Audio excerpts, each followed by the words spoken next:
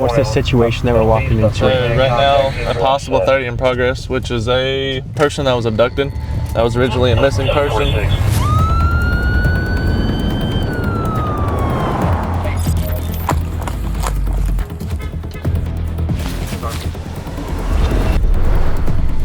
Welcome to Jacksonville.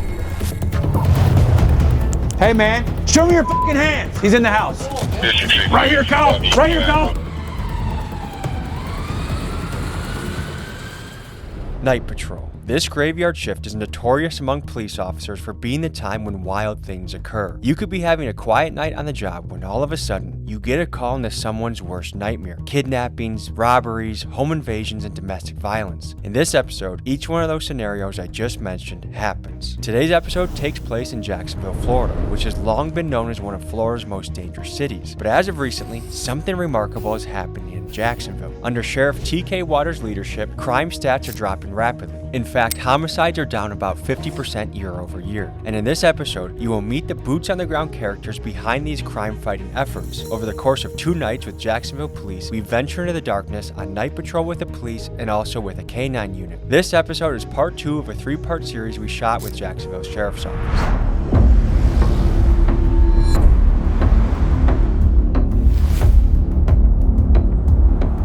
Folks, we're in Jacksonville, Florida, here for a police ride along. I have a hunch it's going to be an active night for us. Just stopping at the gas station to get a little food before we got started. Looks like some undercover guys. To be here in a wild city, basically filming an episode of Cops, there's a lot of nostalgia and excitement. This is a job I could not do. I feel lucky to even be here. For them to open their doors to us is huge. And I think goes to show the trust that we've built, that no matter if you're a billionaire, a fentanyl dealer, a police officer, a rapper, that we're gonna take care of you and do a good job telling your story. Hey, how you doing, man? Good, how are you? Good. Nice to meet you. I'm Tommy. Nice to meet you. How are ya?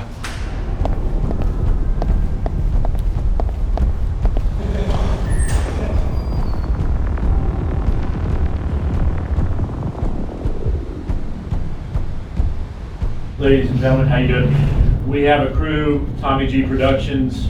They're coming to showcase the good work that you do day in and day out. They want to see patrol, narcotics, task force, how this great agency works here in our community.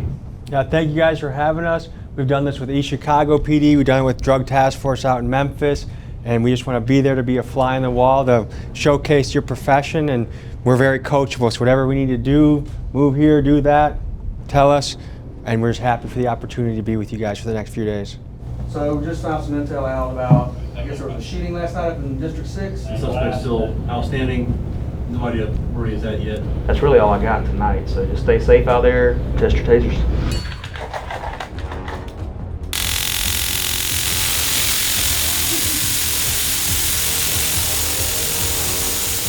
What's the plan of attack today?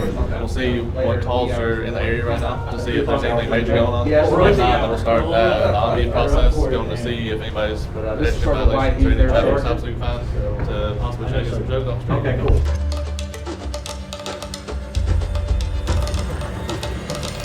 So give the people the lay of the land. What's the situation that we're walking into? A possible 30 in progress, which is a person that was abducted. That was originally a missing person. So what's your mindset going into this, or what's your role in the strike? So basically figuring out where everybody else is set up currently, and then getting with Lieutenant to figure out where he wants us to set up at for this 3-man strike team that we've got set up. Prayden, do you have breaching tools? I've got it. They need breaching tools at the door. It sounds like you guys are gonna breach the door, you said? I'm not sure what they have there. They're asking for a 3-man team right now to go to the front of the house, and they're looking for breaching tools. If there's somebody that's being held hostage, we'll make entry.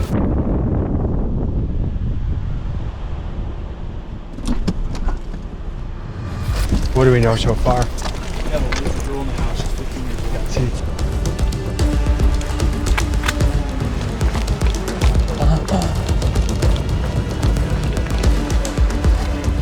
There's a light that keeps coming on this side.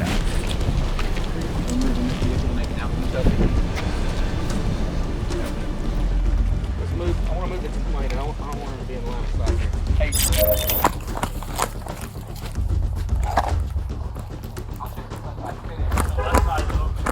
quick opening here too.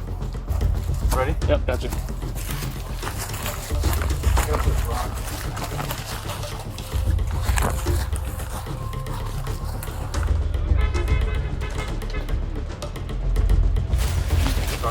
Yep. Stay to the side of the car.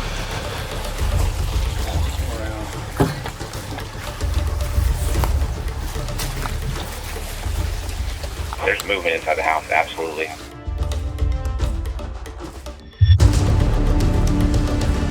Pistols down. Stop. All right, we got contact at the front. Stand by. Step outside. Show us your hands.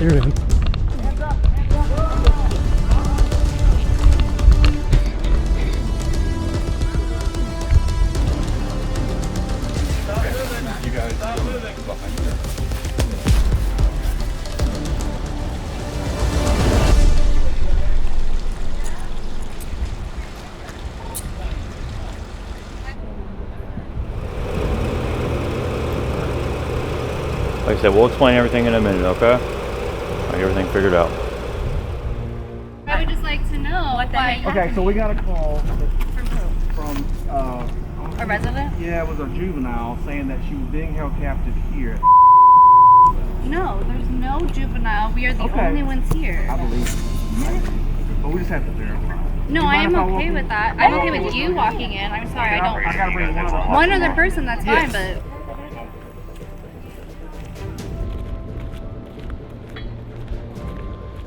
So sorry for the scare. Thank you for understanding. Okay, good. Well, I appreciate your compliance. It's very important. We appreciate that. Okay. Yes, sir. You need anything from us? You need badge numbers, names, anything? We want to do a supplement so that we can rule this house out. So if anybody else gets this follow-up on Blue Squad, they know that this house has been cleared. The guy you just saw get pulled out of his house at gunpoint was completely innocent. This call ended strangely, and from what I can gather, it was a false alarm. Potentially, it was a swatting call, which, as my friend Ryan Montgomery explained in a previous episode, these are online trolls that make fake calls that can be very dangerous for the people being pranked. Now, I'm not quite sure what happened with the call you just saw, but I do think it does a great job highlighting how, with very little background information, police officers have to be prepared to run into crazy situations. How would you rate this area out of 10 for sketchiness? Probably a 6 or 7. I worked here when I was in phase 3 of FTO, and it's definitely a good area to learn in, especially if you have a good FTO to teach you how to maintain these streets and everything, and how to work the job. All right, I think we're good here, so let's go see what else is going on. Is this night off to a busy start? Not like you would think. Like, this is pretty equivalent to a regular night.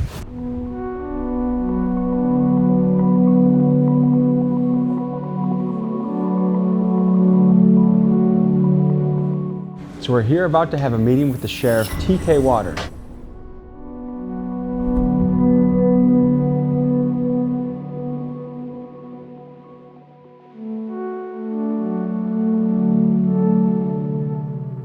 What is your message to criminals in Jacksonville? My message to criminals in Jacksonville is this: go away or we're going to put you away, or you can quit. We're not the agency that you want to try. Stop committing crimes in our community, or we're going to get you. We're coming for you. One of the things I'm most curious about is if you look at the homicide rates from 2022, 2023 to 2024, the city's dropped almost in half, which is remarkable. It is remarkable. What's the secret sauce that's cooking here? Man, hard work. Listen, proactivity is not a dirty word. Proactivity is what we're supposed to do. Proactivity is a part of one of the basic parts of police work. If you see a police officer just sitting there, he better be sitting there, or she better be sitting there writing their police report so they can get on to the next whether call or out there being proactive, looking for people that are doing things they should not be doing in our community. Okay, so we're on to a shots fired call? Yes. Sometimes it's hard to find where the actual shell casings are, even with ShotSpotter. So everything is based on the call notes here. So this was 10 minutes ago. They didn't hear anybody screaming. They didn't hear anybody yelling. You kind of got to go in thinking that the people who did it are probably already gone, but you always want to keep your head about you. The person that reported this, what are the odds that she'll actually speak to you now that you're here? Both of these people are not wanting to speak to us, so they're just informing us that there was shots in this area and they want us to come and check it out. And they don't want the neighborhood to see them talking to you. Exactly. Unfortunately, things like this, since it's not a specific shot spotter area, we just have to get out and canvass the area for possible casings, anybody possibly hurt. And then if we do find the casings, then we collect the casings and take them into processing. This is the NIBIN laboratory for the Jacksonville Sheriff's Office. This is Jacksonville's Crime Gun Intelligence Center, CGIC, and this office uses the National Integrated Ballistic Information Network, or NIBIN, to analyze ballistics and help solve gun-related crimes. By leveraging NIBIN, the Jacksonville Sheriff's Office can quickly process and compare ballistic evidence, leading to more efficient identification of suspects and connections between crimes. For instance, when casings are collected based on ShotSpotter alerts, it has yielded a 42% hit rate when processed through NIBIN, and this links gunfire incidents across multiple jurisdictions. So instead of saying it's a boy or it's a girl, you say it's a 9mm? It's a 9mm, but is it a 9mm that goes to that? Because there's different characteristics of the 9mm depending on the gun. Did y'all hear any shots fired or anything? Okay. Thank you. I ain't got nothing. Where we have shot spotter areas, we'll typically find the casings more often than if somebody just calls them in like this. But without an exact area, like ShotSpotter can give us, we don't really know where to look. And so you guys have a testing facility where you fire a gun and then you examine it? We do. It's a bullet recovery tank, and it's got a portal that the examiner holds the gun, shoots into the portal, into the water, and the casings are ejected out in a semi-automatic. We collect the casings that we know went to that gun, collect the bullets, and we bring them back here to image them. So is it frustrating trying to solve things, but you get very little help from the community? Yes, but we also have a lot of different avenues that we can use to try and find suspects. Gun laws in Florida are pretty good for the gun owner, right? For the most part, yeah. So there's some heavy shit on the streets? Oh yeah, for sure. So what's your why? What gets you excited to wake up in the morning to do this? Just something new every day. You literally can't put the same day into another day, because it's always different. You never know what you're gonna get. Would you say that this job's your calling?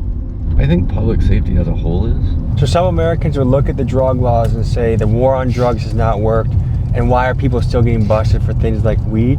What's your take on that? Drugs are always going to be on the streets because we don't have the manpower to catch everybody, nor the assets to be able to do all of those things, to be able to take them all off at like one specific time. That's why our specialized units try to hit it as hard as we can. The biggest issue with it is the amount of fentanyl that's being laced and all this stuff that's it's killing so many people. We're definitely in the trenches right now. Oh yes. Hey, y'all come talk to us for a second. Y'all know y'all gotta be on the sidewalk. Yeah, okay. Yeah. The police, they liars, manipulators. What do you think it would take for the public to have a better relationship with police? Better communication, I guess. I don't know, because I went to jail for some stupid shit. And the police should be more honest about stuff, because they will sit here and make you feel comfortable to talk to them and open up, just for them to do the complete opposite of what they just made. They made you feel safe. All right, here you go. Honestly, I feel like just like now. Everybody should be free, and we shouldn't have nobody trying to live their life, because God gave everybody free will to live their life, and we shouldn't have no police trying to stop them. Right. They don't really be helping, they be killing and stuff more than they be helping. That's all I'm saying, but y'all be safe tonight. Did he already tell you about the lights on your bike? No. I'm leaving right here. No, you don't need to leave it. You can walk with it. You're fine. Stay off the road.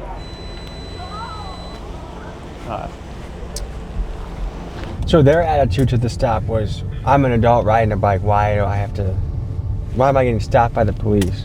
But you're still breaking the law based off Florida state statute per you being in the road when there's a sidewalk provided. So that gives us right to be able to stop you and inform you about your violation and possibly give you a ticket on it. You don't have to give a ticket, it kind of just depends.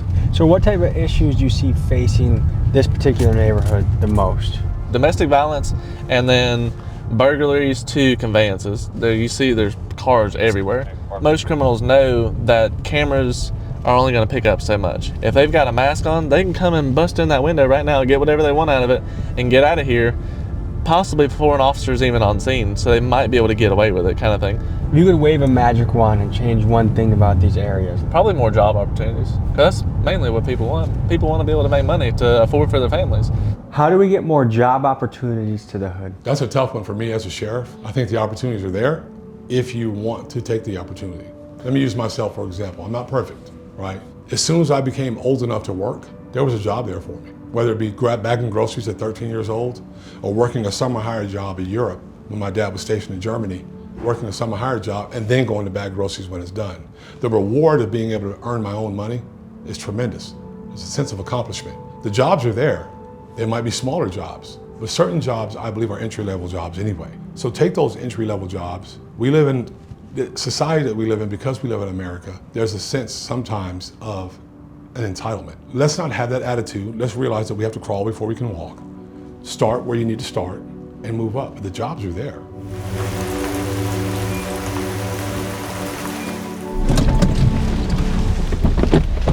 Officer Crane with the Jacksonville Sheriff's Office. The reason for the stop, you're missing a headlight up here. I didn't know. What goes through your mind when you first get pulled over? What the hell they pulling me over for? I called my boyfriend. I said they finna pull me over. I seen y'all with behind me. Yes, ma'am. If you had a son and they said they want to become a police officer, what would you think? Be careful. You know, I don't know. It's a job. What's been your experience with police and law enforcement? I don't bother y'all, so y'all don't bother me. But do you feel like, hey, they make the city safer? I'm happy they're here. Yeah, especially nowadays. Yeah. Bad nowadays. It's like bad. It's nothing like when we was growing up.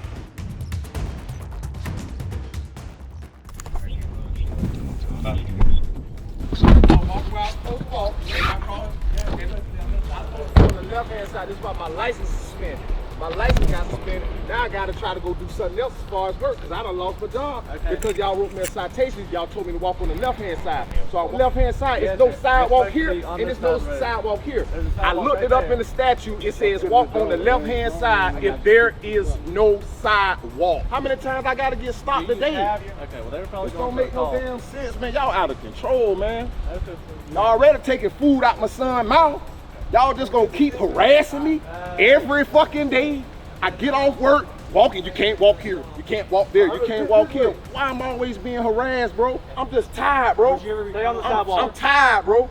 I'm tired. I'm tired. I'm letting you know I'm tired. All right, I know what to do. One of the strategies Jacksonville police champions is a tactic they call proactive police work. It's when officers pull people over for minor infractions like driving with a broken taillight or walking on the wrong side of the street, and this gives them the legal means to investigate for more serious crimes like felons with guns, drugs, and outstanding warrants. Supporters argue that this approach takes dangerous criminals off the street before they can do any harm. Critics, however, see this as a form of harassment. Let me know in the comments what you think. Are you a fan of proactive police work, and would you want this done in the city where you live?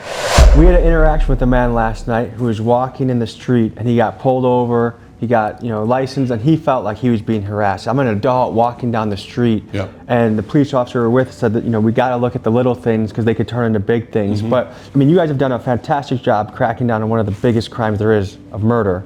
How do you balance that with not being overbearing on the population? I'm an adult walking down the street. Why are you pulling me over with 2 squad cars? So first of all, where was he walking? Second, what time of night was it? Third, was there a call for service about a suspicious individual, which happens quite often. You don't do a drive-by when you're walking through a neighborhood. You do a drive-by because you're in a car with weapons and you shoot at people that, whether it be a rival gang member or something like that. And then sometimes some of our innocent people in our community fall victim to that kind of stuff. So we stop cars and we look for reasons to stop cars. Part of the process. It's part of what we're supposed to do. You can watch video after video of people saying, oh, you're violating my rights, you're violating my rights. But if you call me because someone's in your neighborhood that you don't recognize, or they look strange, I have a responsibility to answer that call and find out what's going on. In Milwaukee, the statistics came out, that's where I'm from, that police contact to civilians was down like 40 or 50%. They were less likely to do a traffic stop, less likely to pull someone over. We inherited things from that era of, anti-police sentiment was at an all-time high. How did you guys combat that or work around it? You have to stay steadfast through the good and the bad. Every interaction with the police, for the most part, is negative, whether it be a traffic stop. It's not negative in the sense where the officer's unprofessional. No one likes getting stopped for a traffic violation. We just have to drive through that and push through that, one, with professionalism, making sure the public knows that we're doing this because we care about what's going on in our community. We want to make sure that our community members are safe. I know police are super important, and I know you guys do have a very dangerous job, and you guys take care of things that most people don't have the balls to take care of. But yet, he was an adult walking on the street. I've done that tons of times, and I've never gotten pulled over. Yeah. What would you say to that? That doesn't change the fact that he's still violating a Florida state statute. So you don't walk on your street in your neighborhood? Sure don't.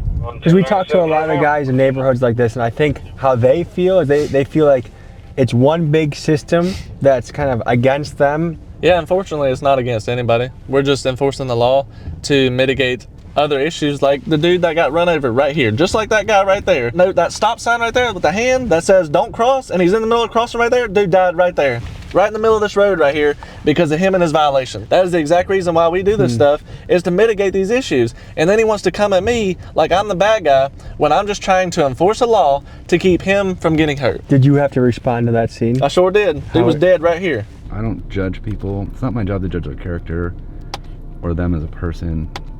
I'm just out here to enforce the laws. It's either 566, Signal 13, Acorn, and Church Street. Hey, ma'am. You ain't got no light on this thing. You need to get one. You need one for the front and rear. You gotta have one, a white light on the front that's visible up to 500 feet, and then a red light on the back. Yeah, you gotta have a light on here. We got a lot of people getting hit out here. Thank you. Just hang out with us off. I'll be right back. She works at Daly's in Mandarin. Holy cow. She rides her bike to and from work, hour and a half every day. Yo, that's commitment right there. Yeah, that's a long way. Here you go. You're all good. Just make sure you get a light for the front and the rear of it, okay? Yeah, I be having scares on the bike, so. Exactly, yeah. We ain't trying to have scares on the bike. That's why we pulled you over, just for the same instance. Yeah, So, I get you. that's a long way to ride a bike. Holy cow. Yeah. But she just got her vehicle stolen last year. I think that just goes to show how much that impacts someone's life, that now she's spending 3 hours a day biking to work. Yep, exactly. What are we running into? So we got a 21 burglary to a residence that just occurred. Complainant residence suspect is complainant's son, so it possibly could be civil because they're family members, but we still don't know that yet. Son came in through the window. It could be civil because the son could have a key, but she's saying it's a burglary, so we have to treat it as such for a burglary. Her own son? Yeah.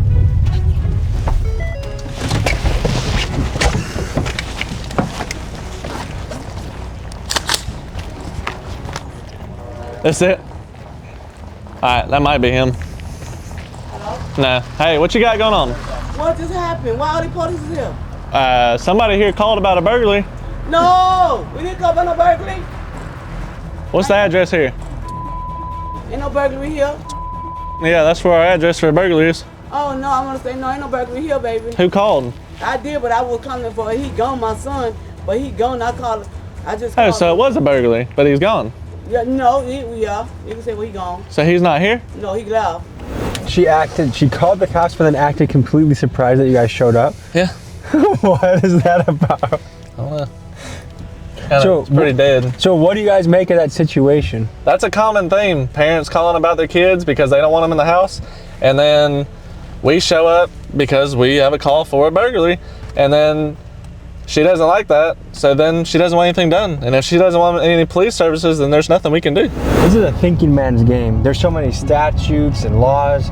This isn't just a brute force job. This is someone that you have to really be on your toes and aware of things that are changing all the time. Yeah. What is that like? It takes, I guess you could say it takes a toll on how you have to think about things. It also is a way you have to think about things when you go into a call. So sometimes when you go into a call, you have to like think about all these statutes that you have to follow per Florida, or all these policies that you have to follow per JSO. You have much bigger cojones than I do. Thank you for taking us out tonight. And stay safe out there, Will okay? do, thank you. That concluded an action-packed first night with the Jacksonville Police, and we were told the next day would be spent with a legendary officer on the K-9 team. Let's meet the guy. Sarge, tell the people who you are and what you do. My name is Sergeant Plogger. I'm one of the 3 K-9 sergeants at our JSO K-9 unit. What kind of stuff have you seen in your day? Have you been shot at? Yes. Have you gone on foot chases? Oh yes, like working behind. When I was a K-9 handler, yes. I mean, all that stuff. So the K-9 unit only deploy on typically, violent felony suspects. So usually when a canine unit is being asked to respond to a call to assist, they're going with the area unit as well, and it's usually someone who's done something very violent and then ran from the area. And how have you seen Jacksonville change over time, keeping in mind the homicide rate was almost double 2 years ago and has gone way down? Yeah, so our Sheriff TK Waters has done a phenomenal job. He's definitely increased the proactive policing initiatives, putting his officers in areas that are extremely more violent than others. What's the secret sauce that's cooking here? Man, hard work. Listen, and I think everybody knows this. 2017, 18, 19, 20, weird times in the United States of America, where you vilified, and you get to a point where around the country where, all right, I want to do this, I love my community, but if I do this and then something rough happens, they're gonna persecute me and drag me on the news, drag me on YouTube, Facebook. At some point, officers began to take a step back. We didn't really notice it that much here. But if you have a person that feels like they're gonna be persecuted for doing a job that not many people want to do, and what it takes to be able to get here, you have a tendency to want to slow down. Well, what we've done here is proactivity is not a dirty word. Proactivity is what we're supposed to do. Proactivity is a part of one of the basic parts of police work. So what are we walking into right now? This is just a parking garage we were using for training. This is a 4-day tracking class put on by a really good trainer. And he's just teaching his theory and methods of how to implement getting these dogs to track and keep their nose on the ground on hard surfaces, which is the most difficult for dogs to do. And what are these fellas about to do right now? Run a track, so we'll get to see the dog work a human odor in a direction and complete it all the way to the end. And that's what we're working on. This is hard surface tracking, so obviously not grass. This is the most difficult tracking that you can do because there's not grass and dirt and moisture up here to hold that human odor. So we're working on paying the dog right from the start. You see he's locked onto his little bit of kibble, but blended in with that kibble is where he has laid a track all the way around this. Take a step, nice. Move, slide line, very nice. He's working like there's stairways there. The track goes past the stairs, the dog goes in the stairs, but then makes that turn and follows it down to the end. So now he's following odor exactly like we want to do, and that was his marker. How bad can a dog bite somebody up? Permanent bodily disfigurement, like helicopter flight to the hospital. We got a call? Training program. Hey, brother. Oh, have a good one. Good meeting you. We just got a call? Yeah. What's happening? Something about fleeing a lube warrant. We'll check the computer when we get in the car. So, what'd you say this is a dangerous job? Canine is probably the most dangerous job in law enforcement, in my opinion. It forces you to take exposure. So, our SWAT guys deal with like the worst of the worst.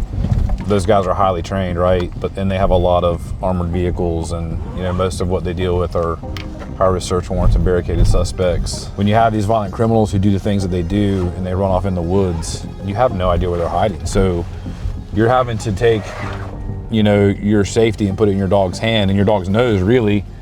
And is this a lights on speed in there or just cruise there? I don't do that a lot, man. You got people on their cell phones driving, dude, right? They're not paying attention, and all of a sudden they hear sirens and see lights and they freak out even more.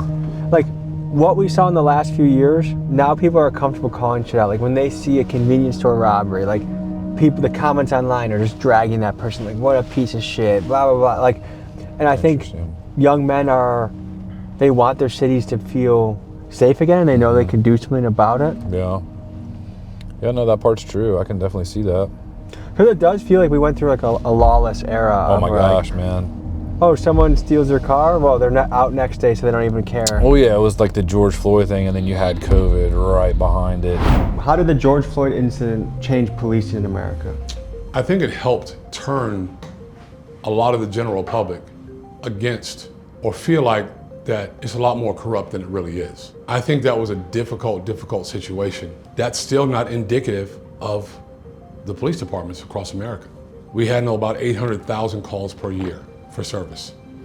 We stop our cars, we go inside stores. We have public police contact, right? Not even logged out on, just contact, where we talk to one another and see each other. Out of that, Did we have, what, 7 officer-involved shootings last year? Out of millions of contacts, millions. And so you put that in perspective and you tell that story, it helps clear it up a lot.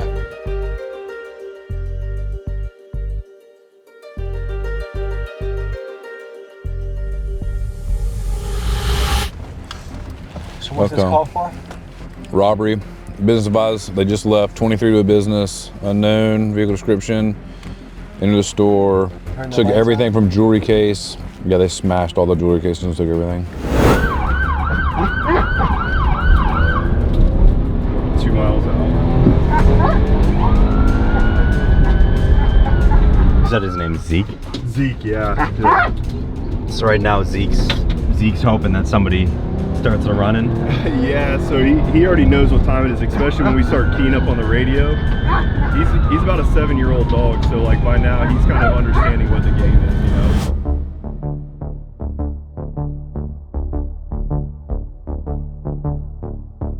know. We're here at the scene of a robbery of a jewelry store. It's a smash and grab, but they did leave blood on the scene. But we're trying to figure out, there was 2 suspects, where they went, whether they took a vehicle, and how much is missing. So the employees are shell-shocked. They just had a crazy thing happen on their watch, and they're kind of picking up the pieces and packing up and going home. And so this is now the investigation starts, tracking these guys down, trying to figure out who did it, where the loot's going, and apparently it was just tax season, so people have been running in here buying things, so there's a lot of activity, hard to sort out who may have been who. So now the police are trying to look for suspects and figure out the next step. Does any part of you get excited for calls? Like, man, So that is my problem. I absolutely love it, right? But I have to make myself stop because like that was the whole thing. Like the pact that I made with my wife. Hey, I'm gonna get promoted and I'm gonna get away from the craziness because it drug. Like it's not just me that goes through this. My wife goes through this stuff too, right? Mm-hmm. And when my police dog got shot, man, it hit us, man. It hit us hard. That was very traumatic. So how did your life change after your dog got shot? Oh man, it was very humbling to, you know, go through something like that. Numb to it, you're not as affected, but then yeah, I think it was worse because you have a working relationship with a dog that, I mean, dude, when I was working that dog on call, I was with that dog more than I was my wife. Officer Plogger is referring to one of the most gut-wrenching moments of his life. 3 suspects on the run shot at police and the police returned fire. In the chaos that ensued, Plogger's dog Huck was hit with multiple rounds. Frantically trying to stop the bleeding and save Huck, the police put pressure on his gunshot wounds and quickly got the dog on a helicopter to an emergency vet. Huck unfortunately lost part of his front leg from his injuries, but the good news is he survived. He had to retire from his canine duties, and he now lives full-time at his pal, Officer Plogger's house. We're en route to a domestic violence call. Looks like dating violence, where an alleged battery occurred, and it looks like the female half is waiting for officers to make the report, and that the male half, it looks like his whereabouts are known. Officers received a call about a woman who was terrified of her boyfriend. Supposedly earlier in the day, he beat the hell out of her and she was scared to return to her house because she feared he was waiting for her there. Because this was allegedly the boyfriend's 3rd domestic violence incident, it elevated his case to the felony level. Officer Plogger and his K-9 team was called in on this operation to catch the boyfriend and ensure he didn't scurry away. The police met at a nearby gas station to game plan for his takedown. What's y'all's plan from here?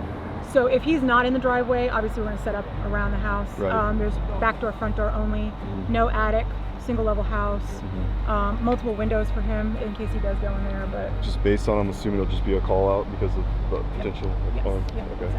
Yeah. So do you want to go Old Kings to West Moncrief? That way we don't have to drop by the house and just stage on Leona at the dead end right there, and then we'll come in. We'll have canine primary since the dog will be primary on a runner. Yep. And that way, if he just squirts to you, you can have eyes on. All right, so you want me on Leona by the dead end? And we're not going to move in to attempt contact until you tell us you're set. Okay.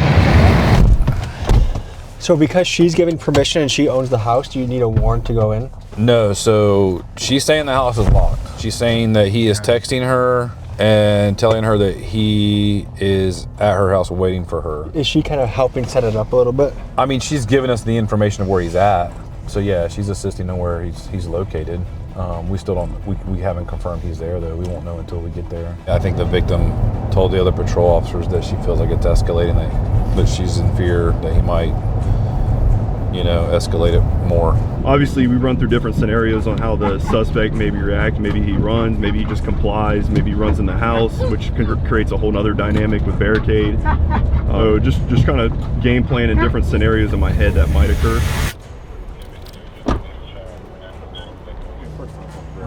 Yeah, I know. 2 houses down. Just waiting for the word to sweep in. Yeah. Y'all ready? We're going in. Y'all got your comms down? Yep. Holy shit. I'll take comms if we get a runner. So let's hug close to that house. Yeah, it is. I did see a shadow. Hey, we're walking this way. We need to reach out to her and see if she saw anybody pop out. No, I think he's long gone now. Is that busted out? Hey man, show me your fucking hands. He's in the house. Hey. Show me your fucking hands. It's the police. We want you. I didn't do that. We want you. Go to the front door. Hey, hold. He's going to the front. He's going to the front. Right here, Kyle. Right here, Kyle. Put the dog in. Put the dog in. Get your dog out. Hey. Put the dog in. It's for my safety, bro. Wait. Get out. Get out right now. You're gonna get bit. I'm coming. Get out right now.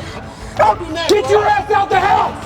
Go to the ground. What am I doing? Go to the goddamn ground. Go to the ground.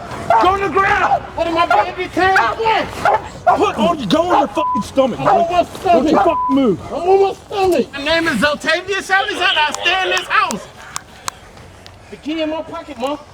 Relax, Roy. Relax. I'm relaxed. We're gonna tell you what's going on when we're ready. Just Oh my chill. God, oh my God, oh my God. Is there anything more you need to know about any weapons or anything? I got weed in my pocket, that's it. I stay here. You can call the owner. She will. Man, listen, man, y'all tripping, man. And you got the dog finna bite me and shit. You threatening to bite me with a dog and all that. I ain't did nothing. And I got the code to the house. How the what is going on, bro? That guy was as close as you can get to getting dog bit. Because going by what the victim stated, he's not supposed to have a key to the house. So they're gonna have to revisit that and question her why he might have a key. At what point will you explain to him? I'm not, that's their job. We did what we came to do, which was locate him. So, and hypothetically, if I'm in an arrest situation, I don't get to know why? We can tell you your charges, yeah, but we don't have to explain all the details. That's what your first appearance court is. Like, that guy was escalated, right? He was very elevated, upset, obviously. So we don't have to, when you ask, we don't have to tell you at the time that you ask, right? We're trying to de-escalate and calm him down because he's still riled up. They have to search him. We still don't know if he's got a gun on him. So there was an incident that happened earlier between you and your girl. That was earlier, yes. Okay, put your hands on her. No, sir. We didn't even go through Okay, so it. how did she get all her bruises on her? Man, that girl come up. She has bruises. Listen, man, I don't like this. I do not like this. I'm Okay. going to So- reiterate everything. So you Yes, didn't sir. put your hands on her? No, sir. There should be no reason for her to be absolutely terrified of you. She's not terrified of me. I just spoke with. I'm gonna quote her. She said you beat the shit out of her. Man, I ain't do nothing like that, bro. You do have a violation of your probation. No, You're going to jail. Why am I going to jail? Okay, domestic battery, second and subsequent. Man, You're also being charged with resisting. Listen, whoa. Man, that's wrong though. That's what you did. Those things they kind of ravel out of control pretty quick, huh? Yeah. There's always room to improve on everything we do. Nothing ever, in my mind, goes perfectly. And if guilty, this would be his third domestic violence? I don't know. According to the patrol officer who's their primary unit, she's saying it would be his third domestic with the victim. So he may have priors before that, I don't know. The average person does not get to experience stuff like I that. know, but see, this is what the job does, because like to me, that's not even a tick on the meter. Like that didn't even get my blood pressure. So same thing, when I'm in there with the Gaines or like the Tijuana guys, like I've been desensitized to where it's not a big something deal. wrong with you, dude. But what evidence did they have on him? Did they have any? Evidence? Yeah, with the text messages and stuff, like I'm gonna beat your ass or? So I don't know. They had the domestic battery. I don't know, but it was his third subsequent offense, which brought the felony into play. Oh, so they already had the charges? Yeah. They had the felony, the domestic charge on him. But, Okay, not a warrant, just PC? Yeah, that's why we were talking about the violation of probation. And Okay. else. It was kind of. So what's going to happen to that guy? He'll get a first appearance court in the morning and a bond set. And he was scared of that dog, so I'm sure it helped with his surrender. I mean, that's a benefit too. Yeah, so. We got into some crazy situations. The officers were brave, and I'm glad that everyone is okay. No one in the entire 2 days was harmed in the filming of this, both the criminal, the suspect, the cop, and us. So it's a good day, and things march on. So if you're interested in the murder rate going down, then this is a city to sure check out and look into and ask, what is the recipe they have going on here? So I'm excited to see the comments on this one, excited to see what you guys think. Thank you for joining us, and we'll see you next week. This is part 2 of a 3-part series. Thank you to Vic for bringing us in. Thank you to Sheriff TK, Officers Wood, Officer Plower. Thank you guys, and we'll see you next week.